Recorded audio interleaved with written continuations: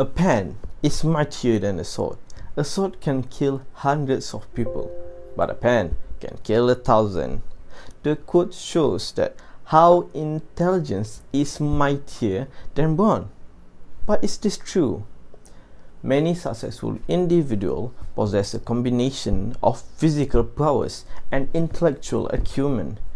Additionally, success often requires a diverse set of skills, and people may excel in different areas depending on their strength and interests. Since the dawn of time, both qualities are prominent in history, just as shown in the Greek mythology of the mighty Hercules and Athena for her wisdom. The myth often highlight the diversity of attributes and talents rather than presenting one as superior to others. Why is this? Let's venture in the Odyssey in search for answers. Whether brain rules over brawn, battle of Hercules and Athena. Now, before you can see two of prominent people in aspect of physical prowess, which is Muhammad Ali and Mike Tyson. Muhammad Ali is known for his great agility and battle instinct, because Muhammad Ali can dodge 21 blows in 10 seconds from his opponent in a boxing tournament when he was cornered. And he is known worldwide for his quote that is, "Float like a butterfly, sting like a bee. You cannot hit what your eyes don't see." And there's also Mike Tyson, which is also at the peak of his physical prowess.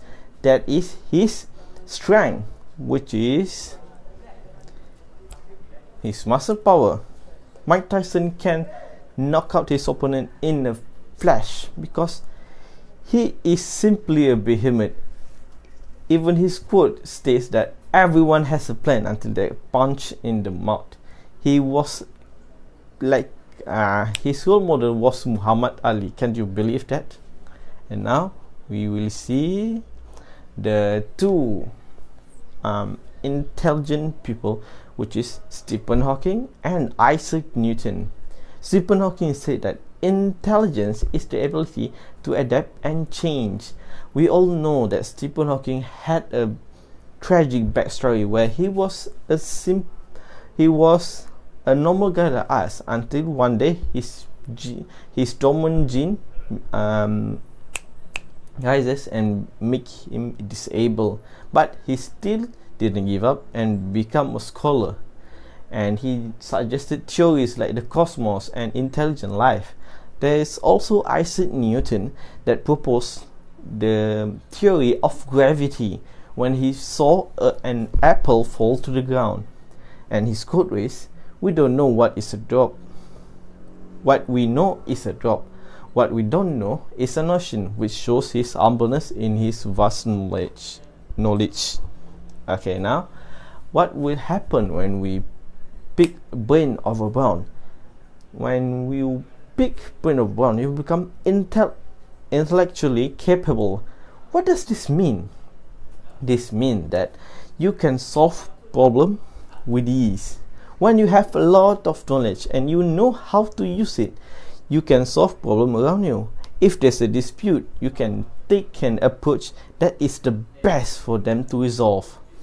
And it's also a leader's quality. Why is that? Because a leader needs to propose the perfect man for the job. You need to distribute work to your workers, and you have to has the best approach to it.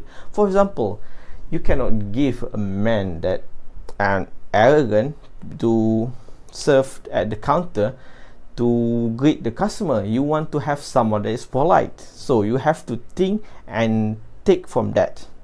Also, you will become adaptable. What does this mean? Adaptable meaning that you can, in certain situation that doesn't involve physical labor, you can take an approach to solve the problem. Adaptable.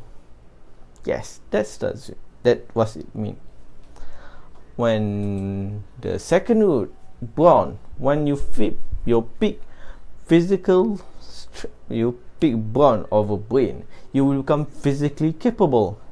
This means that you physically you become strong, you become reflect is faster, you can act quicker. Did you know that there's something called muscle memory? Muscle memory is the accumulation of knowledge in your body that act in a certain way when a certain action are engaged. For example, a boxer can dodge an attack before the mind can even think, because the muscle remembers. And also the second one, physical fitness. Physical fitness, that means your body physically and biologically in the perfect shape. What does it mean? That means you are more immune to illness, you are more unlikely to get ill, because biologically your body is in the perfect shape. And also efficient labor. You can if you compare a person who is fit and an average Joe, you can make the work faster, you can lift heavier loads, you can move faster. And when you take the third approach, which is root C, balance. Balance is great for person who don't actually know what their end goal is. For example, as student, we are most likely balanced because we don't actually know what we want to do, even though we have countless counselings and ideas from people coming in. We don't really actually know what we want to be in the future, what our end goal is. So balance is perfect for people like us, but it is time and energy constraint. It has time and energy constraint, meaning that we will burn our time and energy in achieving this. As they say, time is money, so we need to spend it efficiently. If a person has their task specific requirements, for example, a doctor have to be intellectually capable. They have to think fast. They need to know what they need to do in certain situation, such as what we will do when the patient bleeds out, what we need to do when a person lost consciousness, or what a fireman has to have a tip-top physical shape because they have to run from place to place. And also we need to optimize our resources. A student need to go to college and they need to pay, and then the money is the resource, and the time is also resource. So we need to optimize it. We need to pick one thing that we want to optimize, whether brain or brawn, and balance is quite inefficient. And also specialization and expertise. Just like I said before, firefighter need to optimize their physical strength, and a doctor need to optimize their knowledge, their brain. Okay, and now we can see the conclusion that brain matters for problems solving work, such as scientists or a scholar, because they need to pass on their knowledge and they have to use the knowledge to their advantage for their work.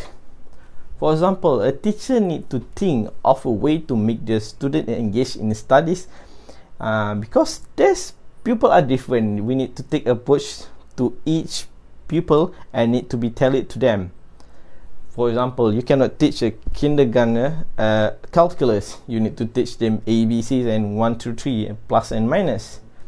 And also, brawn matters for labor-intensive work such as firefighter or bricklayer. Just like I said before, firefighter and bricklayers are physically demanding job, because you have to lift heavy loads and you have to move fast from place to places, but they pay you very well actually. And the third one, balance is important for stability of both. When I said you need to optimize your brain and brawn, I don't mean to abandon the others. you need to have ample brain and bone if you want to optimize the others. Otherwise, you will become a sickly person. What's the use if you can think but you cannot lift anything? You are very sickly. It's important to actually have balance for the other part when you optimize one part. And so I will end this with a quote of mine that is balancing bone and brain is like handling a double-edged sword. Strength and intellect cuts through challenge but bring consequences. It's just like Uncle Ben quote, that is, with great powers come great responsibility.